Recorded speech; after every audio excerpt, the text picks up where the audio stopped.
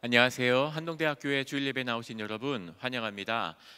함께 예배 자리로 모였습니다. 이제 예배 함께 나갈 텐데 잠깐 시작하기 전에 잠깐 앞뒤 옆 보시고 눈 인사하고 시작할까요? 안녕하세요. 잘 오셨습니다.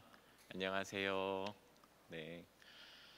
오늘 예배는 지금 콘텐츠 융합 디자인 학부에서 마지막 졸업 전수회를 합니다. 중간중간 우리 마지막 졸전을 보러 오신 부모님도 계시고요. 또 함께 교수님, 학부모분들 그리고 계십니다.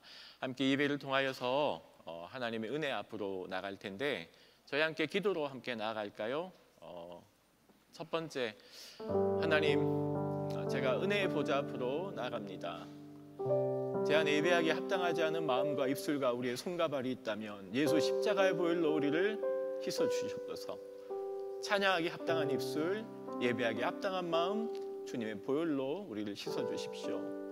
그리고 두 번째 기도하는 것, 함께 기도할 때 하나님, 오늘 함께 예배드리는 우리의 찬양을, 우리의 경배를, 우리의 고백을 주님 홀로 받아 주시되 저 문 열고 돌아갈 때는 우리 안에 이 찬양의 고백이 하나님의 말씀이 심겨져서 저 세상으로 나갈 수 있는 오늘 이 예배 되게 도와주십시오. 우리 예배자 된 우리 자신과 함께 예배하는 우리 회중들을 위해서 우리 한 1, 2분 정도 기도함으로 나가시겠습니다. 함께 기도합니다.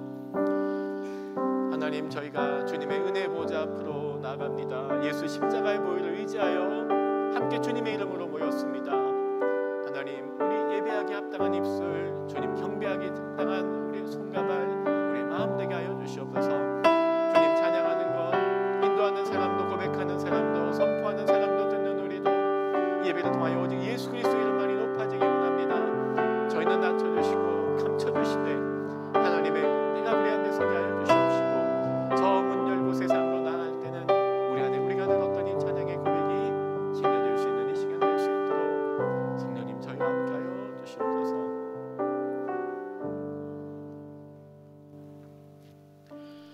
모든 민족과 방언과 열방과 족속 가운데 경배받으시기 합당한 주님의 이름을 찬양합니다.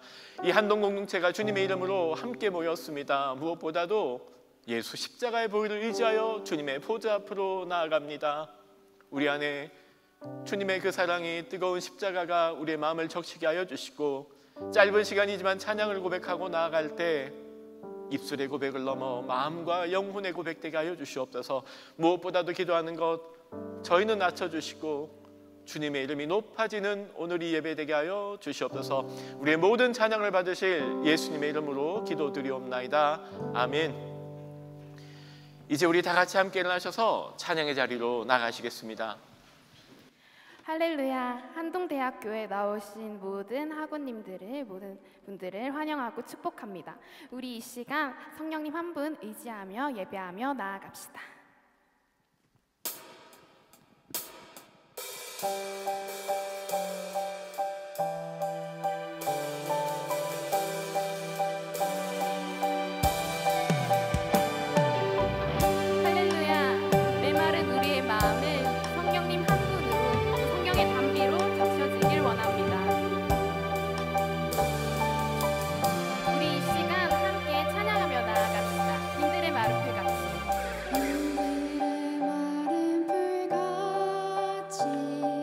시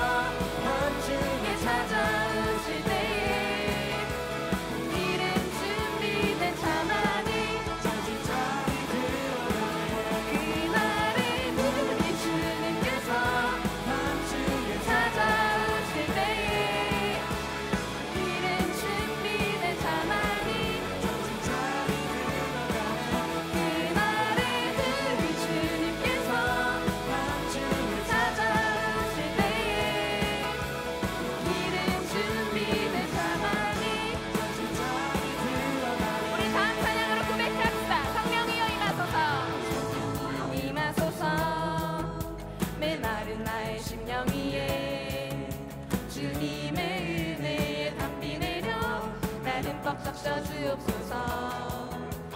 주의 권세 주의 능력 지금 이 시간 임하셔서 악한 권세 모두 깨뜨리고 주님 나라 임하소서. 영광 할렐루야. 예수의 그 피가 내게 승리 주네. 구원이 되시네. 영광 할렐루야. 예수의 이름이 능력되네.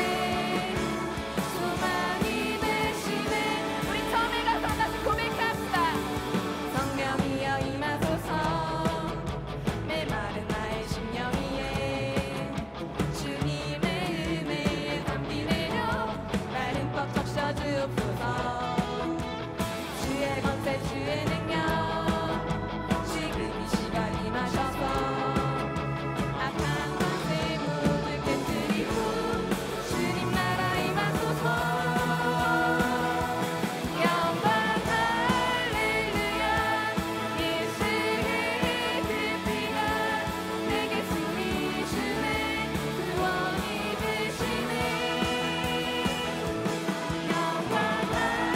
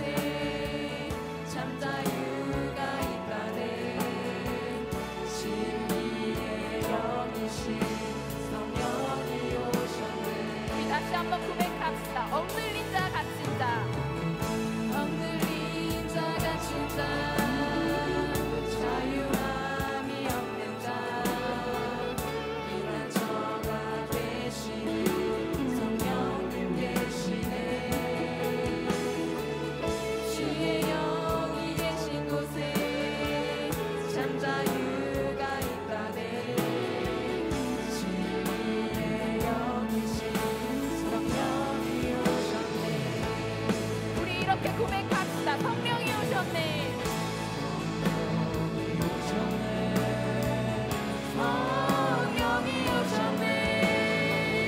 내 주에 보내신 성령이 오셨네. 우리 인생 가운데 진이 찾아오셔서 그 나라 꿈꾸게 하시네. 우리 다시 한번 고백합시다. 성령이 오셨네.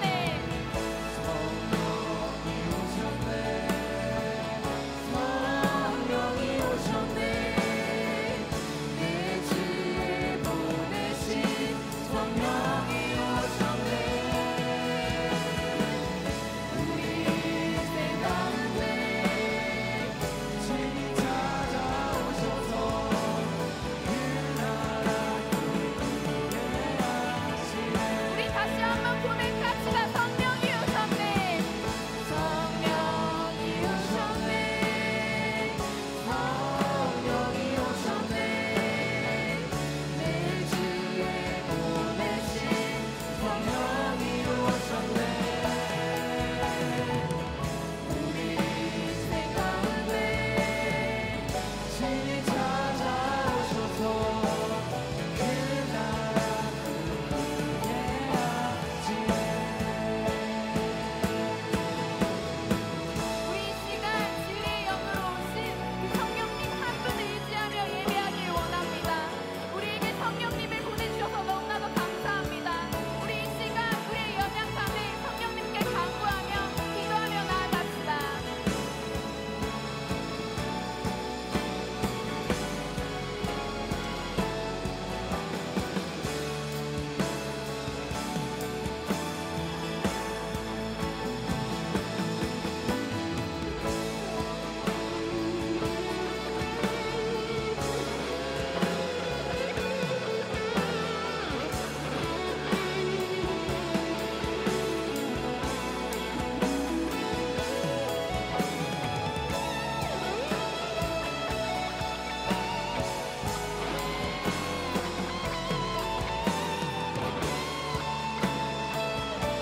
우리 다시 한번 고백하길 원합니다. 성령이 오셨네.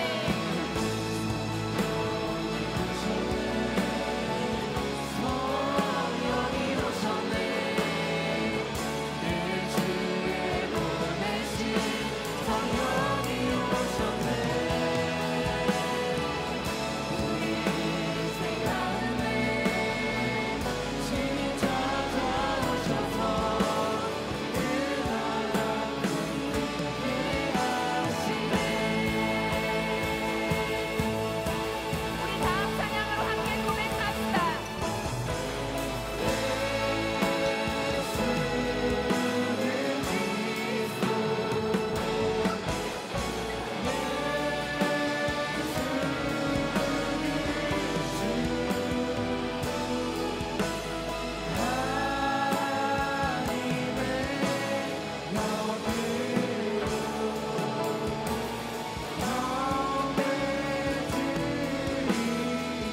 우리 다시 한번 고백합시다. 예수는 그리스도.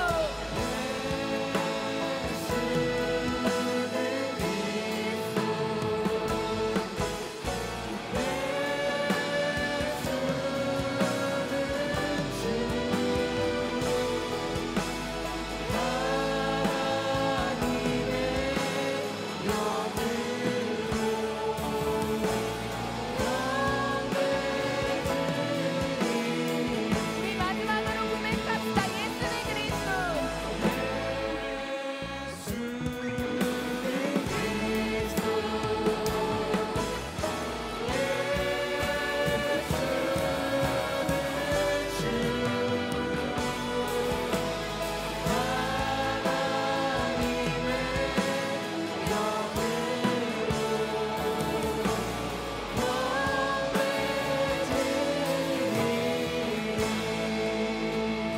찬양받기 합당하신 하나님께만 영광의 박수 올려드립시다.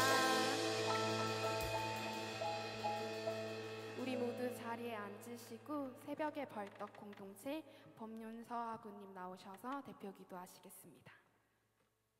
사랑의 하나님, 오늘도 우리를 예배의 자리에 불러주시고 귀한 말씀을 들을 수 있도록 인도해 주심에 진심으로 감사합니다. 바쁘고 분주한 일상을 살아가지만 이 시간 구원의 감격을 다시 한번 기억하며 주님 앞에 기쁨으로 나아가길 원합니다.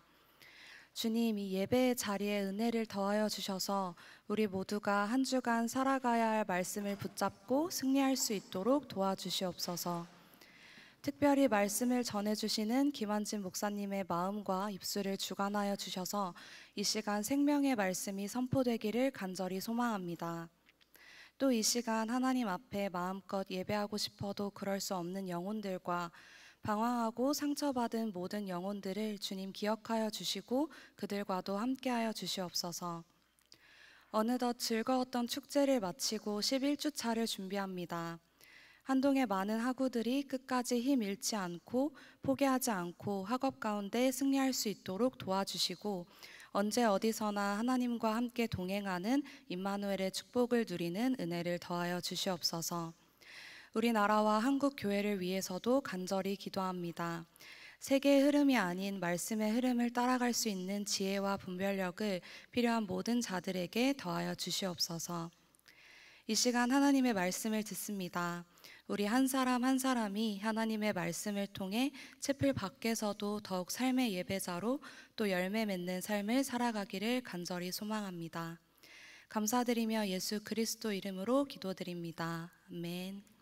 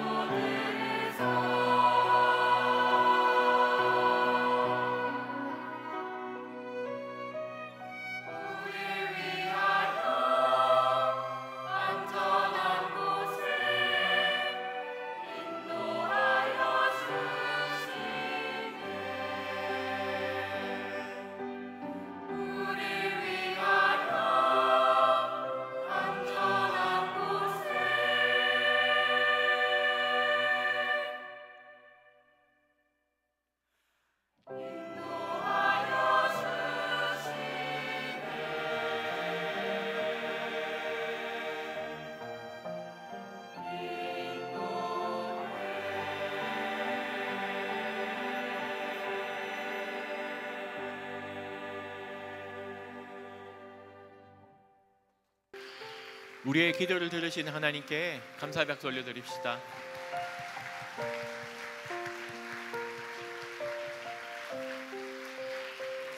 반갑습니다.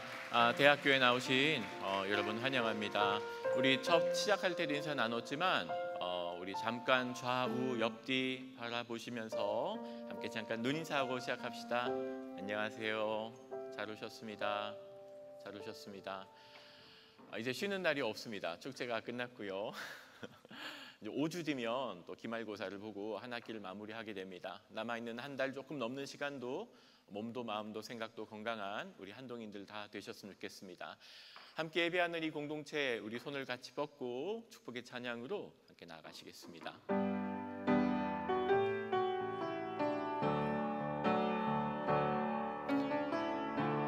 당신은 하나님의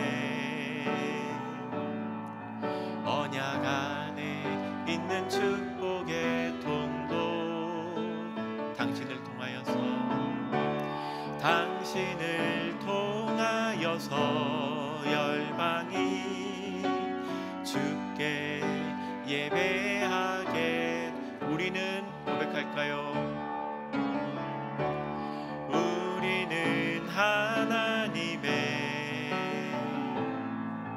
언약 안에 있는 축복의 통로, 한동을 통하여서 열방이 주께 예배하게 되리. 우리를 그렇게 보내실 하나님께 감사의 박수 올려드립시다.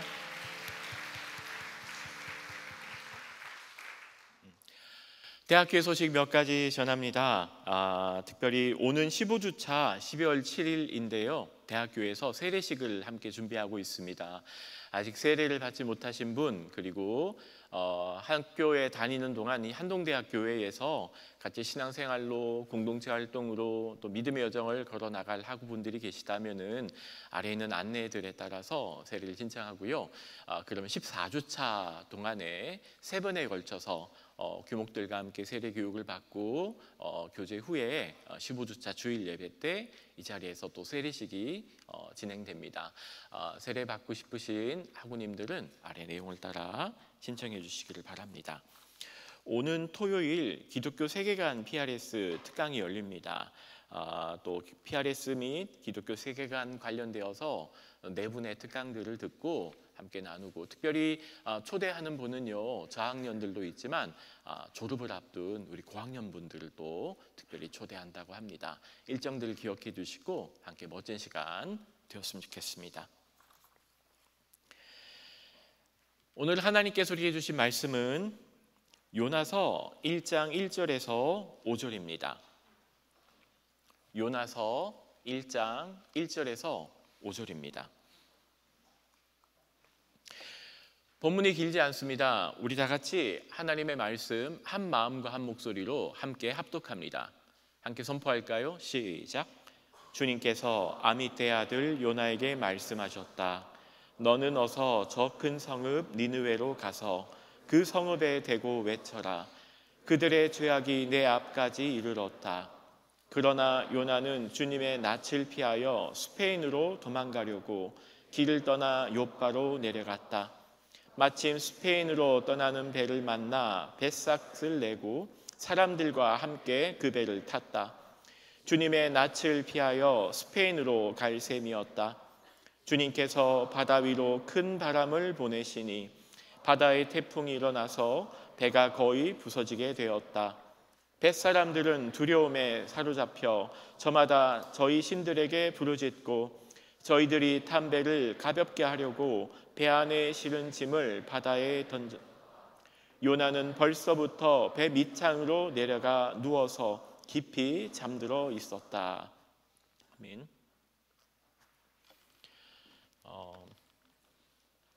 27에 한동대학을 졸업했습니다. 그리고 28 되는 해 조금 늦게 졸업을 했습니다. 첫 졸업을 하면서 졸업한 첫 학기를 어떻게 보내야 될까, 졸업한 그 다음 해 첫 해를 어떻게 보내야 될까, 20대 마지막을 살던 제게는 인생에 되게 중요한 질문이었습니다. 여러 길을 찾다가 중국과 몽골이라는 곳으로 떠나게 됩니다.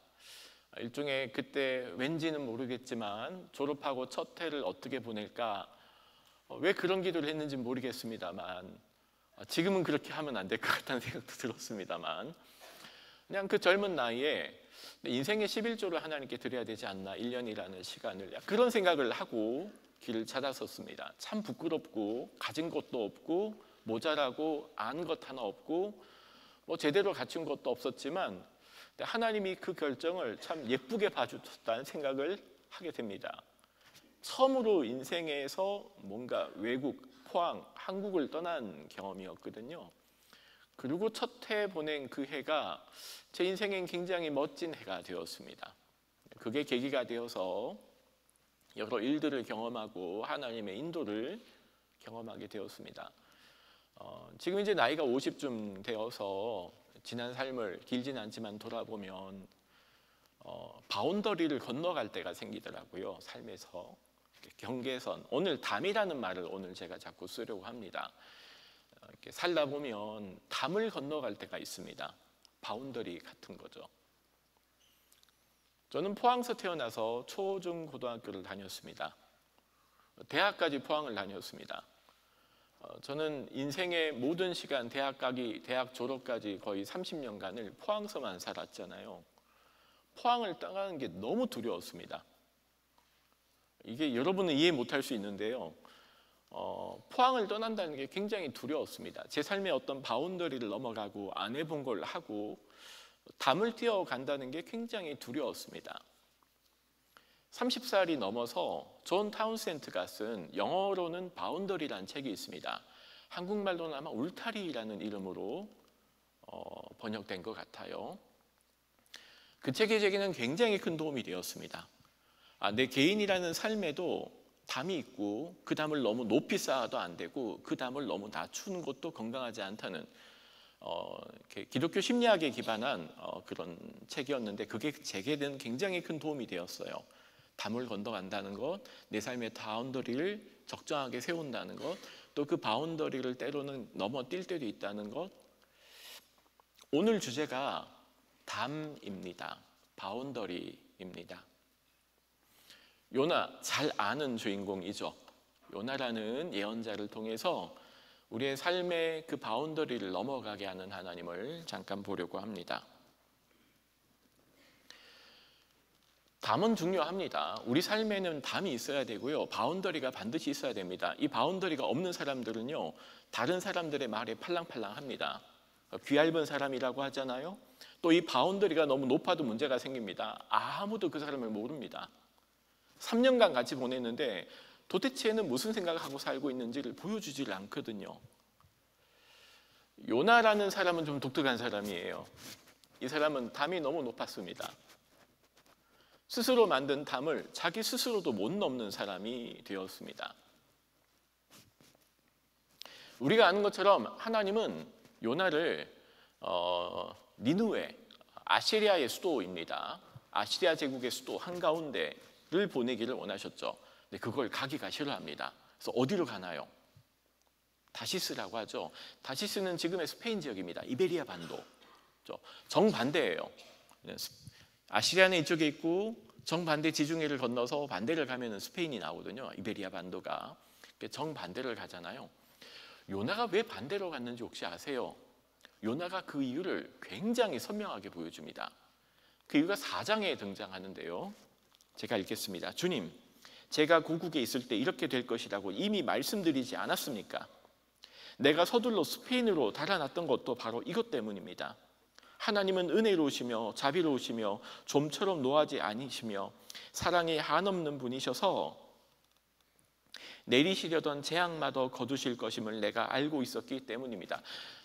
요나가 스페인으로 도망간 이유가요, 하나님의 은혜 때문입니다.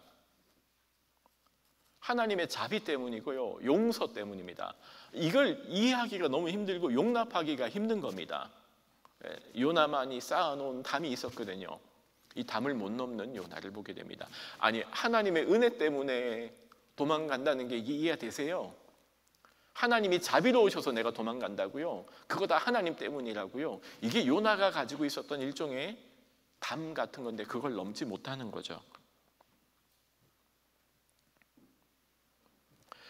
요나의 이름 뜻은 비둘기라는 이름을 가지고 있습니다. 이름이 예쁘죠? 사실 비둘기는 전령의 역할을 하잖아요. 고대 근동에도 권령의 역할을 합니다. 근데 그 비둘기가 잡고 날아가서 메시지를 줘야 될 곳으로 가지 않고 정반대로 도망가는 비둘기라고도 할 수 있을 겁니다. 오늘 저희가 보는 이 요나서는요, 구약 성경에 나오는 소예언서라고 하는 책에 속해 있습니다. 12권에 속해 있어요. 근데 사실 이 책은 한 권의 책입니다. 근데 우리는 그걸 각 12명의 이름을 쪼개가지고 12권의 소예언서라고 말하지만 원래 한 권의 책이고요. 그 중에 요나는 5번째 예언서에 등장되어 있습니다. 요나가 살던 시대 정황을 잘 알 겁니다.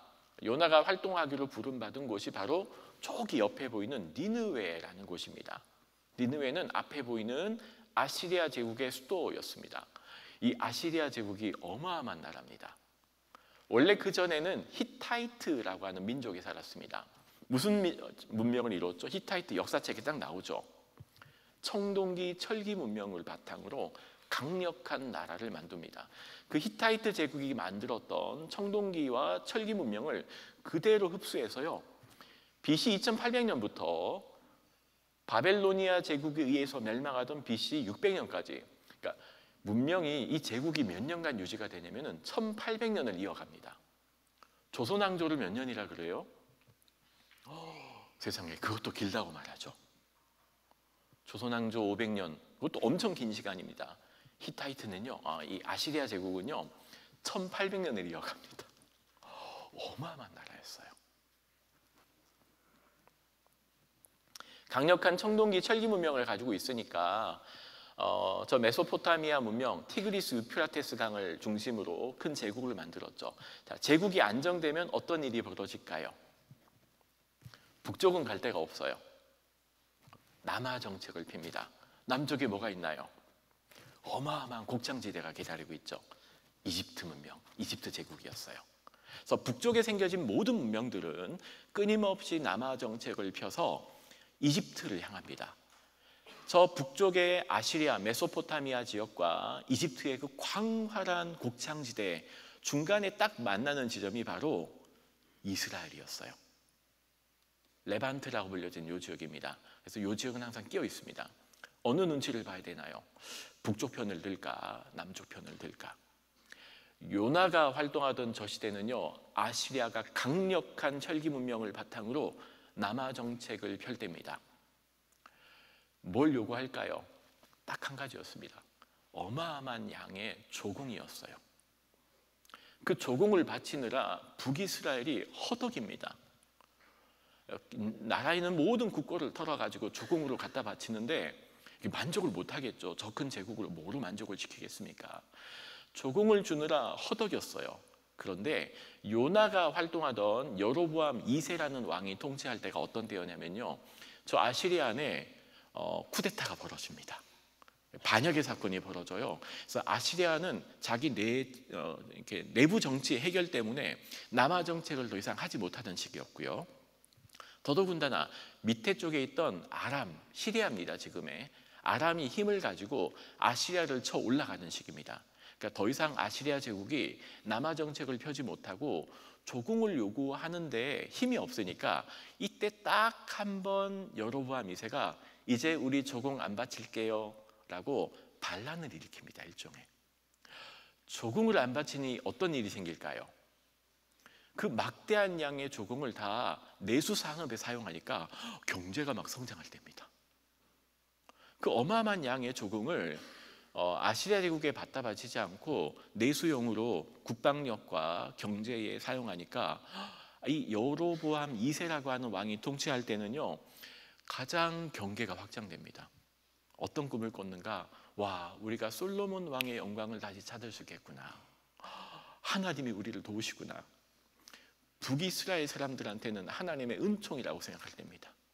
물론 영적으로는 타락할 때였지만 기대가 불어나가고 국방을 회복하고 경제를 회복하고 정치가 안정되어 가고 그렇게 탄탄한 길을 걸어가고 있을 때 활동했던 예언자가 요나였어요. 하나님께서 요나를 부릅니다. 일어나 느느웨로 가거라. 딱 한마디입니다. 요나서에는요 예언의 메시지가 없는 거 혹시 아세요? 예언서인데 예언의 메시지가 딱 한 문장 나와 있습니다. 하나님이 요나를 부를 때 부르심의 메시지가 뭐였냐면 일어나 니느웨로 가거라. 자, 보통 이러면 어떤 사건이 이어져야 되나요? 네, 주님 알겠습니다. 요나가 일어나 니느웨로 갔더라. 이러면 사실 끝나는 겁니다. 근데 알듯이 니느웨로 가지를 않게 됩니다. 왜 그런가요? 요나 스스로가 세워놓은 담과 바운더리가 있었습니다.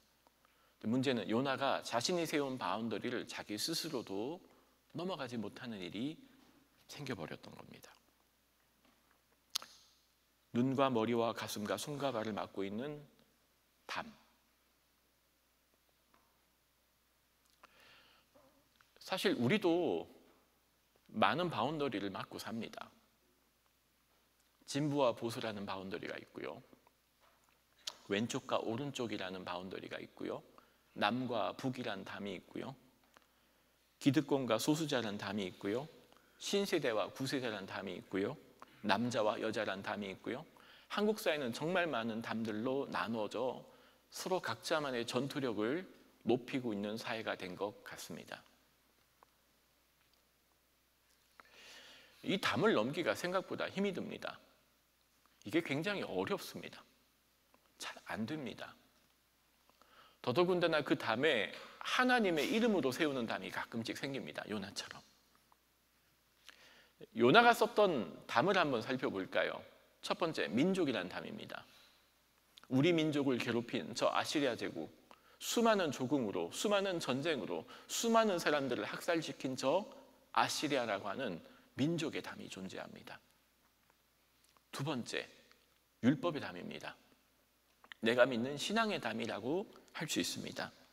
저 부정한 놈들을, 할례도 받지 않은 사람들을, 하나님이라고는 경외도 하지 않는 저 사람들. 세 번째, 신학의 담입니다. 하나님은 우리 하나님이죠. 어떻게 하나님이 아시리아 제국의 하나님이십니까? 이런 민족의 담, 율법의 담, 신학의 담, 신앙의 담이 요나의 눈과 마음과 생각과 손과 발을 막고 있는 것.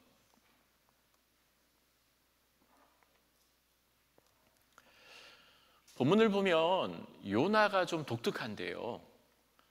이 요나의 행동을 요나서는 독특한 동사로 표현합니다. 반복되는 동사가 있는데 그게 내려갔다라는 동사입니다. 내려가다. 내려가다라는 동사가 어떻게 자주 반복되냐면요. 욥바 항구로 요나가 내려갔답니다.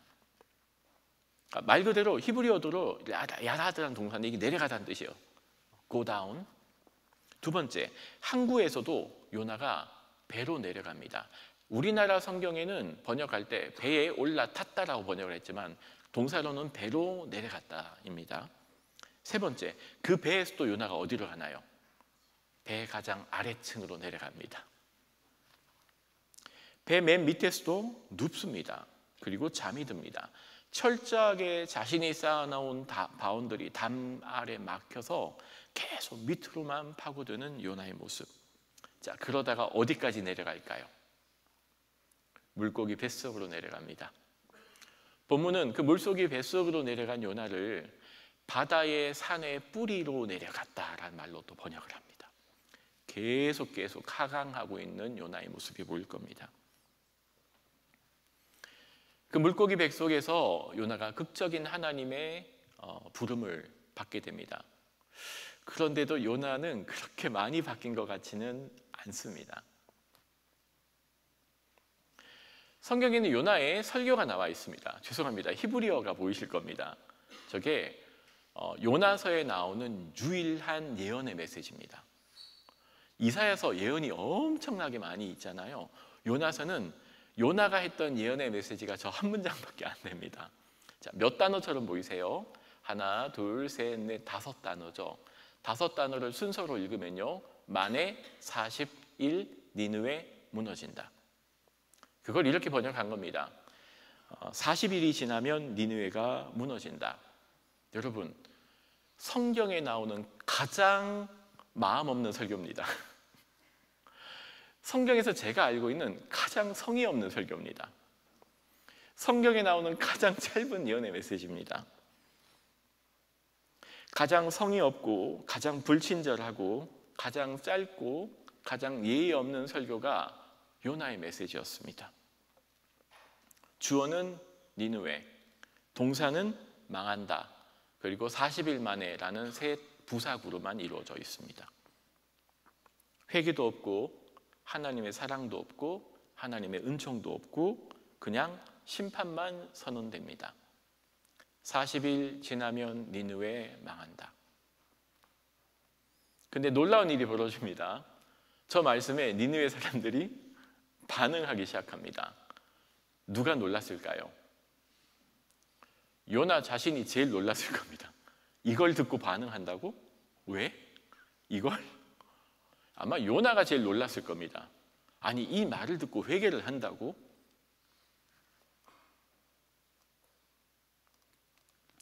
이제 하나님은 요나가 쌓아왔던 바운더리, 담을 하나씩 허물기 시작합니다.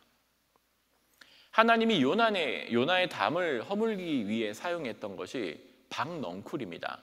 이파리가 넓은 그냥 식물의 이름입니다. 그걸 박넝쿨이라고 했습니다. 요나가 정말 40일이 지나면 저게 무너지나 안 무너지나 광야 바깥에 나가서 지켜보고 있는 겁니다.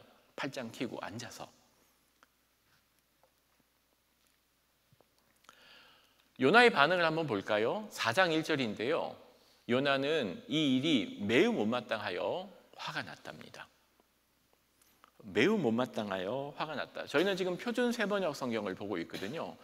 제가 요나가 이 일이 매우 못마땅하여 화가 났다를 히브리어를 그대로 직역하면요, 요나가 큰 악이 되었다라는 표현입니다. 이걸 조금 다르게 번역을 한 겁니다. 매우 못마땅하여 화가 났다라고 번역했지만 원문을 직역해서 번역하면 요나가 큰 악이 되었다. 요나가 악이 되었답니다. 그 악에 빠진 요나를 구하려는 하나님의 노력이 요나서입니다. 요나서의 주인공은 요나가 아닙니다. 자신이 쌓아놓은 담 아래, 자신이 쌓아놓은 바운더리를 벗어나지 못하는 요나, 그 요나의 경계와 바운더리를 허물고 그 담 바깥으로 보내지는 하나님의 은총과 사랑을 보여줍니다.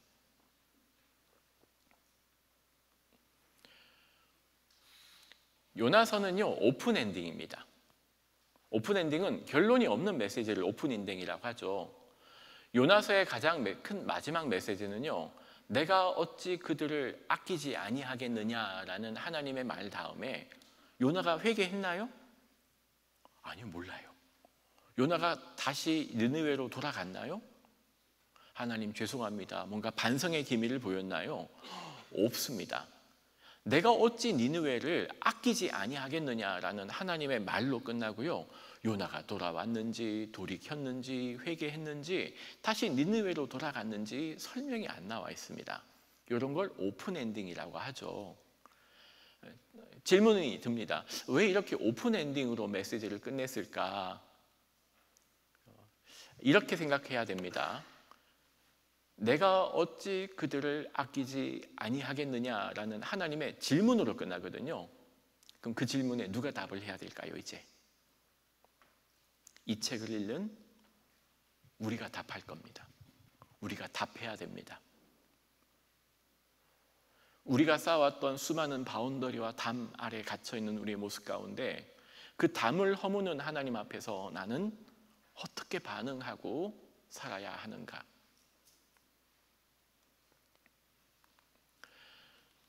그 얘기를 베드로를 통해서 한번 살펴보려고 합니다.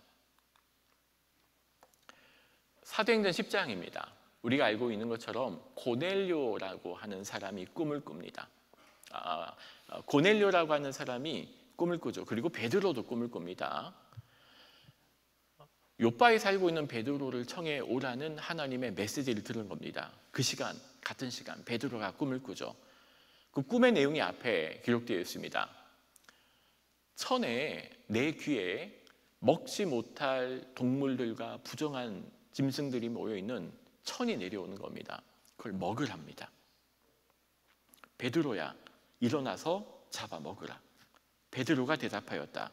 주님, 절대로 그럴 수 없습니다. 나는 속되고 부정한 것은 한 번도 먹은 일이 없습니다. 이게 몇 번 반복되냐면 3번이 반복됩니다. 베드로 역시 담 아래 갇혀 있습니다. 율법의 담, 민족의 담, 유대인과 이방인의 담. 아니, 어떻게 로마 군인이 하나님의 성령을 받을 수 있습니까? 그건 일어나면 안 됩니다. 나는 절대로 그럴 수 없습니다. 우리가 아는 것처럼 이 사건 후에 베드로가 고넬료가 사는 곳까지 가서 그에게 세례를 베풀고 그의 온 집안이 하나님의 성령을 경험하게 됩니다.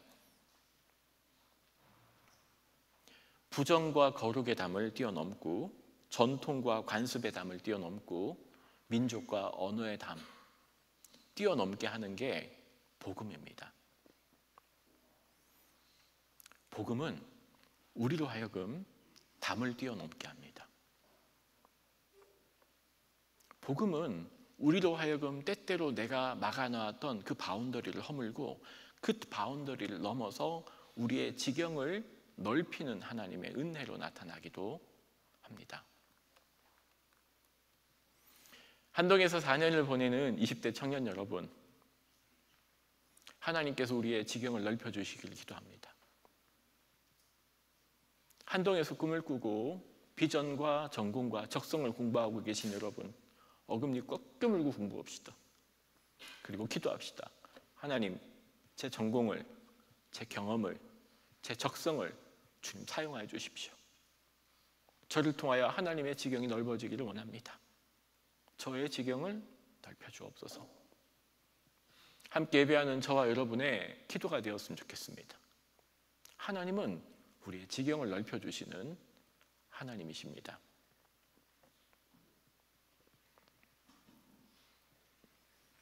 세리청부업자 삭개오, 그 삭개오가 사람들의 시선, 유대인들의 적대적 멸시, 그 담을 넘어 예수를 만나고자 뽕나무 위로 올라갑니다.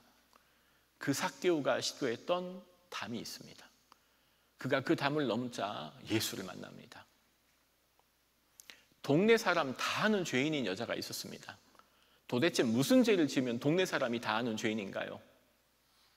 여러분, 동네 사람 다 아는 죄인인 여자로 살아보셨습니까? 우리는 그런 경험 없습니다. 동네 사람 다 아는 죄인인 여자가 제일 가기 싫은 집이 어딜까요? 그게 바리새인의 집입니다. 그런데 그 여인이 그 바리새인의 집으로 찾아갑니다. 한 손에 향유 옥합을 들고 자신의 머리를 풀어 자신의 눈물로 예수를 발을 닦기 시작합니다. 그 여인이 바리새인의 집으로 가기까지 그 여인이 넘어야 됐던 담과 바운더리가 있습니다. 그 여인이 한 성큼 그 경계를 허물자 예수님이 그 여인 속에서 삭개의 마음 가운데 일하기 시작합니다.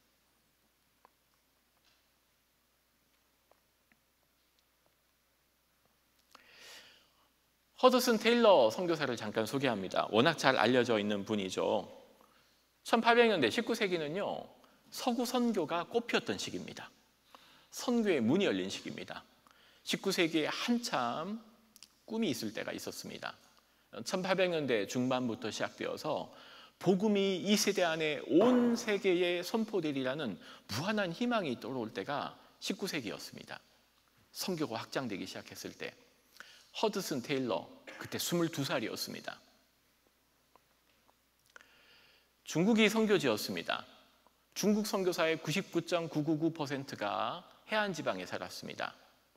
상하이와 그리고 광저우 지방, 그들은 다 서양식 양복을 입고 있었고요.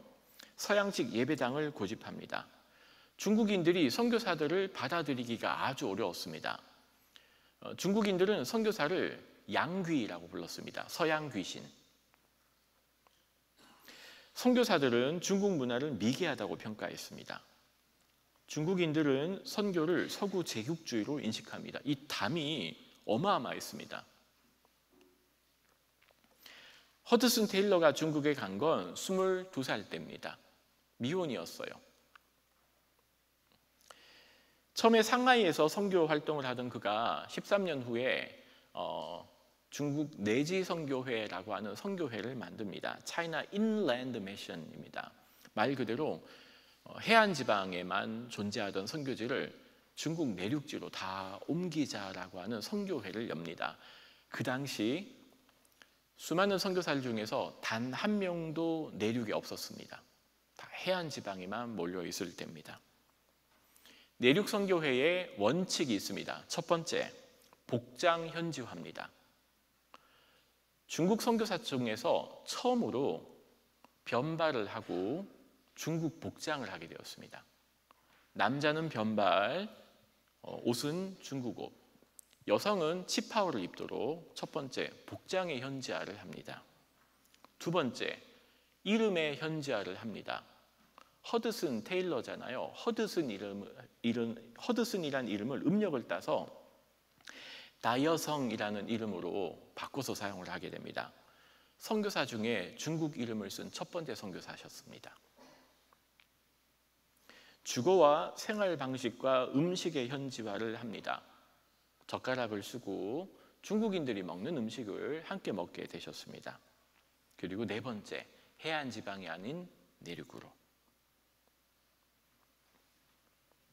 활동했던 첫 번째 지역이 중국 내륙 중에서도 소수민족이 가장 많은 광저우 지방이었습니다. 외국인이 한 명도 없었습니다. 허드슨 테일러 선교사가 첫 번째 선교사가 됩니다. 외국인이 중국 옷을 돌아다니니까 문제가 생겼습니다. 첩자라는 소문이 돌기 시작하면서 사람들이 폭동을 일으키게 되었습니다. 허드슨 테일러 선교사의 거처를 급습하게 되었습니다. 그 와중에 사모님이 건물 옥상으로 도망쳤다가 떨어져서 크게 다칩니다. 죽진 않으셨지만 큰 사고가 생겼고 위협을 받으면서 위기가 생겼습니다. 이걸 안 영국 영사에서는 군대를 파견해서 응징하겠다라는 의견을 밝히셨습니다. 하지만 선교사님은 반대합니다. 그게 중국 사람들의 마음을 녹였습니다. 3년 뒤에 처음으로 내륙에 교회가 생깁니다. 이후 1949년까지 중국 전역 18개 성 내륙 지방에 내지 선교회를 통하여 교회가 생겨났습니다. 나중에 허드슨 테일러 선교사님의 자서전에 이런 말이 있습니다. 나는 중국 사람이 되는 게 부끄럽지 않았었습니다.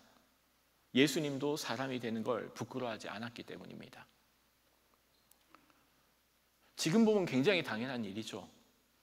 관습의 담, 언어의 담, 문화의 담을 넘는 게 얼마나 힘든지. 이 선교사님이 내륙 선교회를 만들 때 동료 선교사들의 평가가 있습니다. 복음의 존엄성을 버렸다.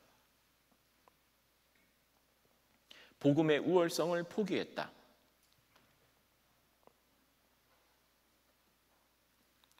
제키 플링거라는 분을 소개할게요. 1970년대 홍콩에는 구룡성체라는 독특한 건물이 있습니다. 영화 속의 많은 모티브로 사용되던 건물입니다. 구룡성체는 영국 관할지도 아니고 중국 관할지도 아니어서 저렇게 생긴 축구장 4개니까요. 여기 앞에 이제 우리 운동장이 있잖아요. 평봉필드 4개밖에 안 되는 사이즈예요. 근데 저기에 20만 명이 삽니다. 전 세계에서 인구 밀도가 가장 높은 건물입니다. 평봉필드 4개밖에 안 되는 건물에 저 많은 건물 있고 20만 명이 삽니다. 포항 인구가 40만 명이거든요. 평봉필드 4개 사이즈의 포항 인구 반이 산다고 생각해 보세요. 그러면서 치외 법권이 됩니다. 70년대 홍콩에 있는 저 구룡성체는 전 세계 헤로인과 아편 제조의 70%를 생산하던 곳이 됩니다. 그냥 범죄 소굴이었습니다. 마약, 매춘, 도박, 암살 청부, 세계 최대의 아편 생산지로도 유명했었습니다. 그 소식을 제키 플링거라고 하는 옆에 계신 저분이세요. 저 때 22살이었습니다. 런던 왕립음악학교를 졸업합니다. 전공이 오보에였어요. 그 소식을 듭니다.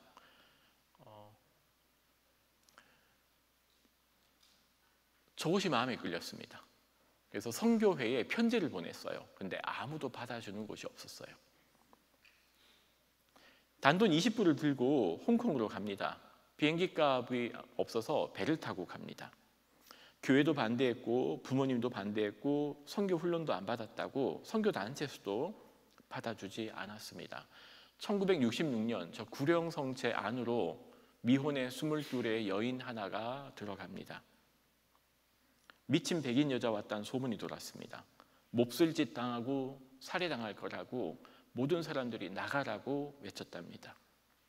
여기서 이분이 뭘 하냐면은 마약 중독자, 깽단, 매춘부들 그리고 그분들의 자녀들을 위해서 열린 학교를 만들게 됩니다. 이분이 원칙이 있었어요. 교회 안 와도 됩니다. 예배당 오라고 하지 않을게요. 제가 여러분과 함께만 있게 해주세요.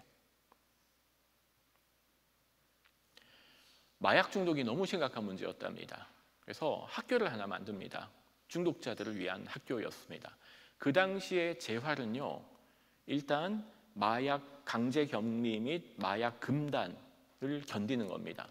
금단 증상이 너무나 힘이 든답니다. 그걸 격리시키고 가두는 일밖에 없었어요. 재활 성공률이 5%. 100명 입소하면은 5명 정도 나갈까? 계속 재발하는 겁니다. 제키 플링거가 좀 독특한 일을 경험합니다. 할 수 있는 게 없잖아요. 상담도 안 배웠어요. 중독이 뭔지도 몰라요. 그래서 찾아온 그분들에게 손을 얹고 기도했습니다. 근데 놀라운 일이 생깁니다. 기도했는데 마약 금단이 없어지는 겁니다. 하나님의 은혜였습니다. 말 그대로.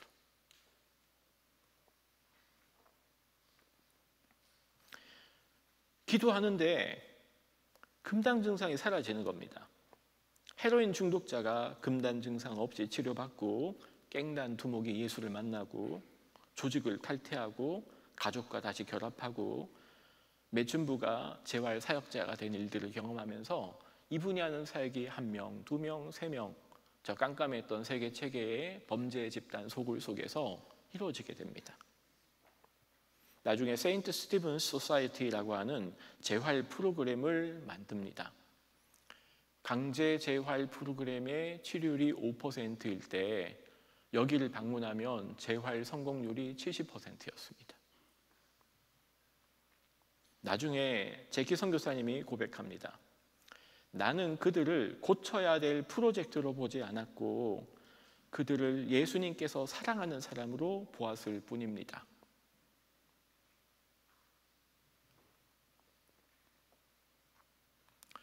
곤단골 교회를 좀 소개하고 싶습니다. 한국 초기 선교 중에 굉장히 놀라운 사건 중에 여러 예화들이 있는데요. 그 중에 하나가 곤단골 교회입니다. 1894년 가장 초기 선교 이야기를 담고 있습니다. 사무엘 무어 선교사가 세운 교회였습니다. 그게 곤단골 교회거든요. 교인이 20명 정도밖에 안 됐어요. 고종 황제의 주치의였던 에비슨 선교사님이 전도를 해서 세워진 교회였습니다. 그러다 보니까 이 곤단골 교회는요, 양반들이 많았어요. 고종 황제 주치의가 전도했고 그분들이 오다 보니까 약 20명 중에서 15명이 양반이었습니다.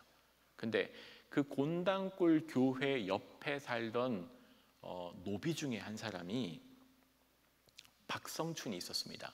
이 사람이 백정이었어요. 여러분, 조선 구한말에 백정의 위치가 어떤 위치인 줄 아시죠? 천민 중에 가장 천민, 쌍놈이라고 불려지는 사람입니다. 더더군다나 백정이죠. 이 박성춘이 복음을 받아들이고 저 곤단골 교회에 출석하게 됩니다. 그리고 에비슨 선교사가 이 백정 박성춘에게 세례를 베풉니다. 그러자 누가 난리가 났을까요? 기존에 있던 양반분들이 난리를 펼칩니다. 그리고 결국 그 양반분들이 교회를 다 떠납니다. 그게 15명 정도 되었습니다. 결국은 이 곤단골 교회가 두 개로 쪼개집니다. 빠져나간 양반분들은 홍문숫골 교회를 만들고요, 순수 양반 교회가 됩니다. 이제 백정이었던 이 박성춘만 남아서 두세 명이 남아서 다시 교회를 시작하잖아요. 뜨거운 마음으로 기도하고 전도합니다. 나중에 이 곤단골 교회는 백정교회라고 불려지게 됩니다. 교회가 두 개로 쪼개졌잖아요. 양반 중심의 홍문숫골 교회와 백정들만 모여있는 이 곤단골 교회.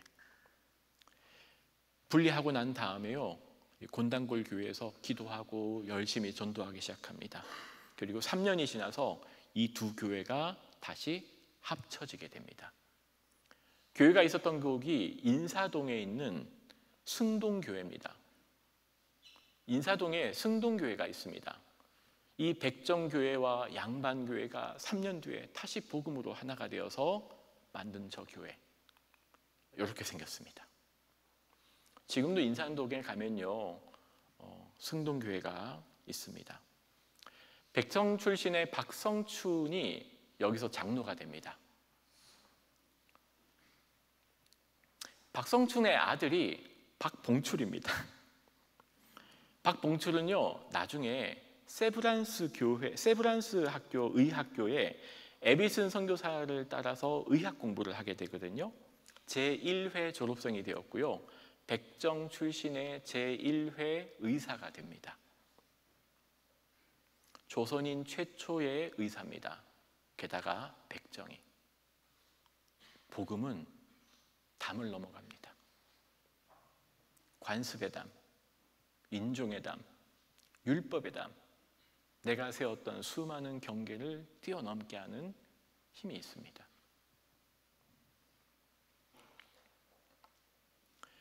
김제에 가면 기역자 교회라고 불려지는 교회가 있습니다. 이 교회는 저도 몇 차례 한번 소개했던 교회 같습니다. 테이트 선교사가 전주지방을 선교하러 가다가 금산 지역에 방문하다가 세워진 교회가 저 교회입니다. 금산교회고요. 건물 모양이 기역자처럼 생겼다고 해서 기역자 교회라고 불립니다. 지금 이렇게 기역자를 보이시죠? 저 기역자인데 왜 기역자냐면요, 이 테이트 선교사가 처음에 만들었잖아요. 왜 기역자가 됐냐면은 그때는 남녀 칠세 부동석이었어요. 남자와 여자가 같이 함께 앉을 수 없던 시대입니다. 그래서 이쪽 편에는 남자들이 앉아 있고요, 이쪽 편에는 여자가 앉아 있어요. 그럼 목사님은 어디 있어요? 이렇게 꼭지점 위에 있는 겁니다. 그래서 목사님 한 번은 이쪽 보고 설교하고 한 번은 이쪽 보고 설교해야 되는, 그래서 기역자 교회였습니다. 이 교회도 좀 독특한 교회입니다. 테이트 선교사가 전주 지역을 왕래하다가 조덕삼이라고 하는 사람인데 이 지역의 유지였습니다. 집도 크고 재산도 크고 이 사람을 전도하게 된 겁니다. 그래서 이 조덕삼 씨의 집에 작은 사랑방에서 교회가 시작하게 됩니다. 자, 이 조덕삼 씨 집에는 노비 하나가 있었는데요, 이자익이라는 16살 된 청년이었어요. 고아입니다. 부모가 없었어요. 그래서 이 주인이었던 조덕삼 씨가 이자익 이 청년을 집에, 그럼 너 우리 집에서 이렇게 말을 관리하는 마부가 되어라 라고 종으로, 노비로 있는 거예요. 이 이자익 씨가 16살 때 예수를 만납니다. 근데 정말 뜨겁게 예수를 믿었어요.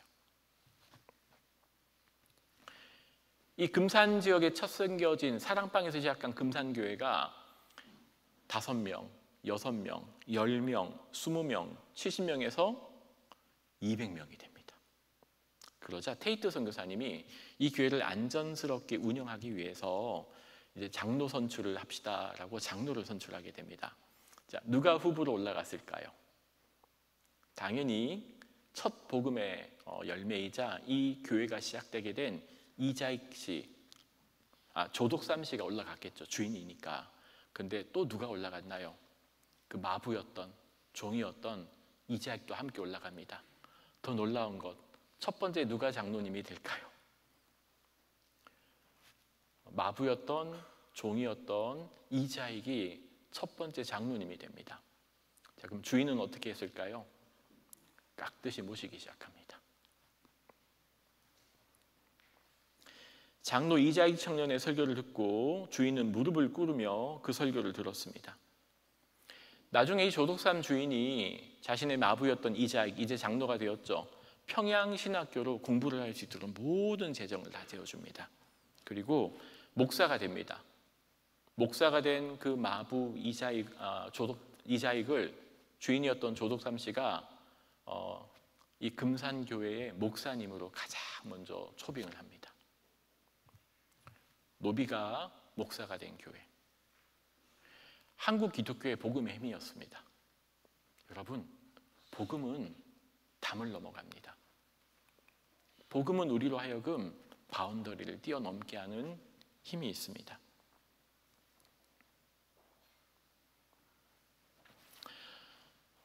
요나서가 오픈엔딩으로 끝이 난다고 했잖아요. 자, 그러면은 내가 어찌 그들을 아끼지 아니하겠느냐라는 질문에 우리는 어떻게 답을 해야 될까요? 그 답에 먼저 베드로의 답을 한번 볼까요? 우리 사도행전 11장 17절을 같이 한번 읽겠습니다. 시작. 하나님이 우리가 주 예수 그리스도를 믿을 때에 주신 것과 같은 선물을 그들에게도 주셨으니 내가 누구이기에 하나님을 능히 맡겠느냐. 베드로가 답을 합니다. 내가 누구이기에 하나님을 능히 맡겠느냐. 그리고 그 담을 한 발짝 성큼 넘었을 때 이방인을 향한 복음의 문이 활짝 열리게 됩니다.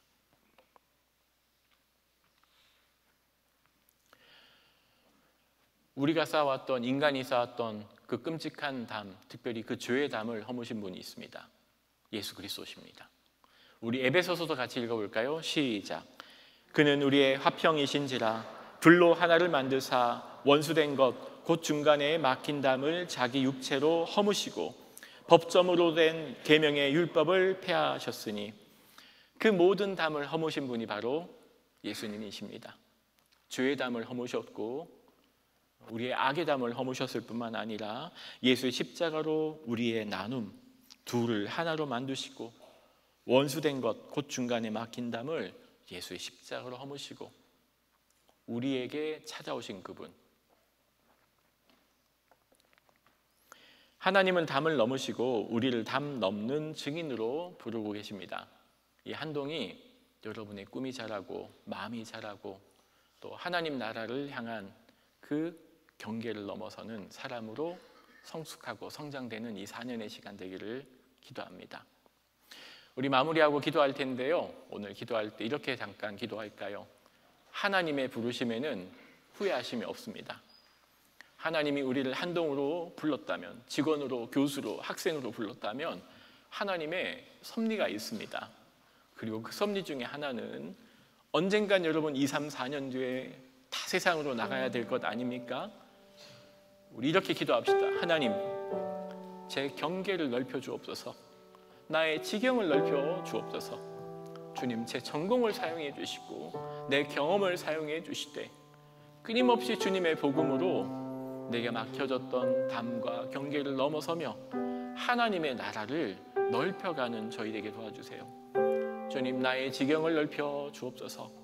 우리 한번 이렇게 도전하는 마음으로 오늘 들을 말씀을 바탕으로 잠깐 기도하는 시간 가지시겠습니다. 요나의 눈을 넓히시고 그를 니느웨로 보내시며 내가 그들을 어찌 아끼지 아니하겠느냐. 요나를 부르시고 넓혀가신 주님, 베드로를 불러 하나님 그가 가졌던 율법과 인종과 이방인의 경계를 넘게 하신 하나님, 죄의 담을 넘으신 주님, 우리도 이제 몇 년 뒤에는 이 한동을 떠나 이 세상으로 나가게 될 텐데 주님, 우리 한동의 청년들을 사용하여 주시고 저희의 가르침과 연구를 사용하여 주시고 우리의 삶을 사용하여 주옵소서. 주님, 저희의 지경을 넓혀 주옵시되 주님의 복음으로, 예수 십자가의 뜨거운 사랑으로, 주님의 그 품의 은혜로 이 세상 앞에 우리가 맡겨진 그 담과 경계를 넘어갈 줄 아는 저희가 해 주시옵소서. 그렇게 하실 주님을 찬양합니다. 담을 넘으신 하나님, 저희가 때로는 우리가 만들어 놓은 담과 바운더리 안에 갇혀 있을 때가 있습니다. 민족의 담, 왼쪽과 오른쪽의 담, 남과 북의 담, 동과 서의 담, 교회의 담, 신학의 담, 요나처럼 도망가고 화내고 박넝쿨에 집착하는 우리가 아닌지 우리의 모습을 돌아봅니다. 하지만 오늘 베드로의 고백처럼 제가 누구에게 하나님을 맡겠나이까? 저희를 니느웨로 보내주시고 우리의 고넬료를 만나게 하여 주시고 담을 넘는 용기를 주시고 십자가에서 모든 담을 허무신 주님의 이름을 경험하는 한동의 청년들 저희에게 하여 주옵소서. 그렇게 하실 주님을 찬양하며 예수님의 이름으로 기도드리옵나이다. 아멘. 이제 우리 다 같이 함께 나셔서 마지막 찬양 부르며 준비한 예물 하나님께 올려드리겠습니다.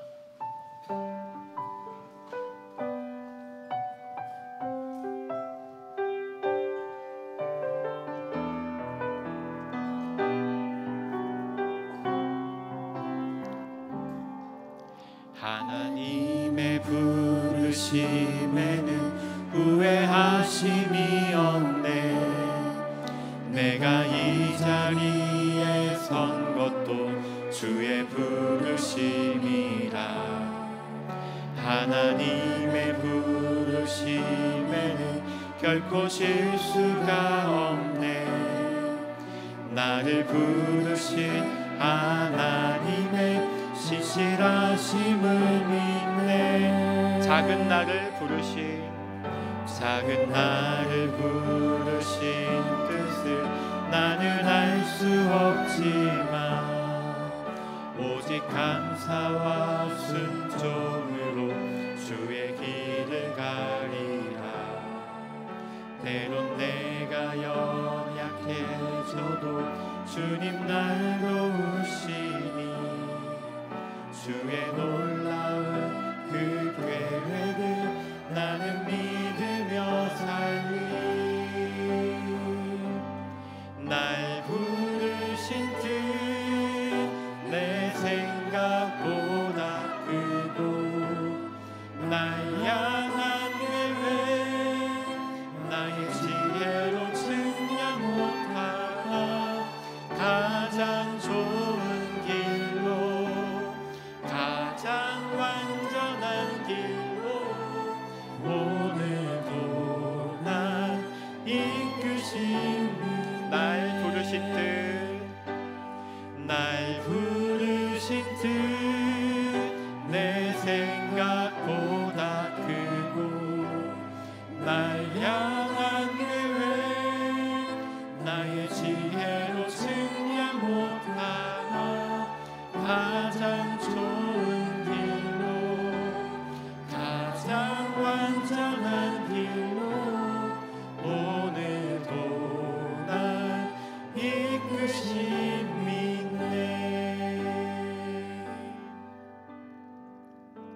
하나님 그렇습니다. 하나님의 부르심에는 후회도 없고 실패도 없고 우리를 부르신 하나님의 신실하심을 믿으며 나아갑니다. 담을 넘고 바운더리를 넘어 내 민족, 내 교회, 내 신앙, 내 편안함을 넘어 우리로 하여금 요나처럼 또 우리로 하여금 베드로처럼 하나님의 나라를 위하여 담과 경계를 넘어설 줄 아는 복음의 야성을 가진 우리 한동의 청년들 되게 하여 주옵소서. 내가 누구이기에 하나님을 맡겠나이까? 내가 누구이기에 하나님을 맡겠나이까?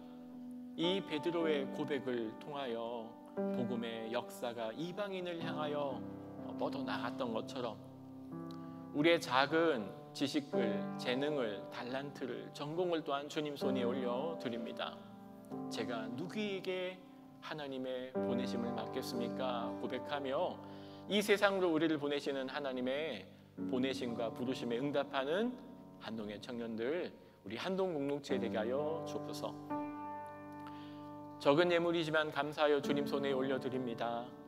어린아이의 한 끼 식사를 축복해 주시고 5,000명을 먹이고 남는 풍성함을 허락해 주신 주님, 주님 손 위에 들려진 오병이어 되어 하나님의 나라를 위해 사용되는 예물 되게 하여 주옵소서. 무엇보다도 우리의 삶을, 우리의 마음을 주님께 올려드리옵나이다. 이제는 우리 주 예수 그리스도의 은혜와 하나님의 사랑과 성령님의 교통하심이 하나님의 부르심에 따라 복음으로, 사랑으로, 섬김으로, 겸손으로, 정직으로 이 세상을 향해 나아가기로 준비하는 주님의 모든 백성들 위해, 복음과 십자가로 열방을 섬기시는 선교사님과 그 가족 위에, 저 동토의 땅 북녘의 모든 성도들 위해 이제로부터 영원토록 함께하옵시기를 간절히 축원하옵나이다. 아멘.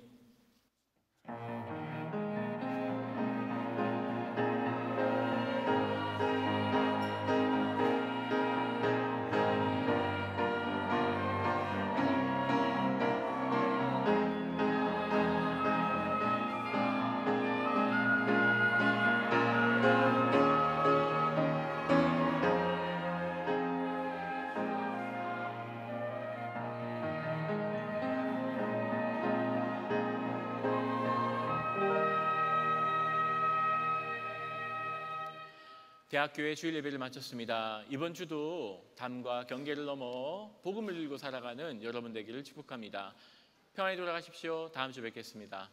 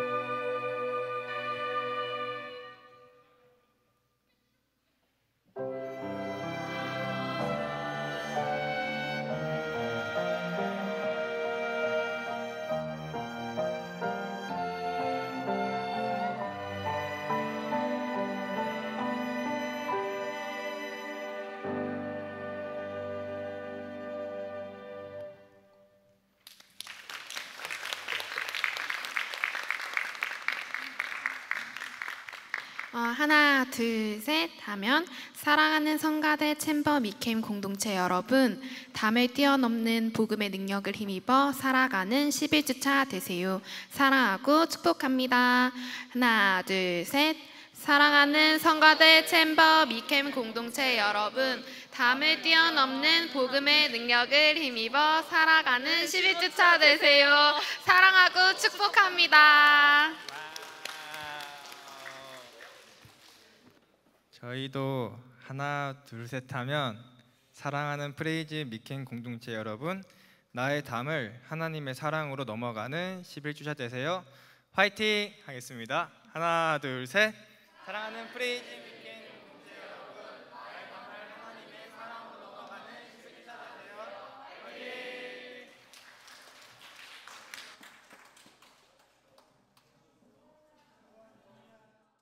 기도하겠습니다. 하나님 아버지, 성김을 위해서 이 자리에 모이게 해주셔서 감사합니다. 성김의 본질을 잊지 않게 해주시고 이 자리에 함께 해주세요. 예수님 이름으로 기도드립니다. 아멘.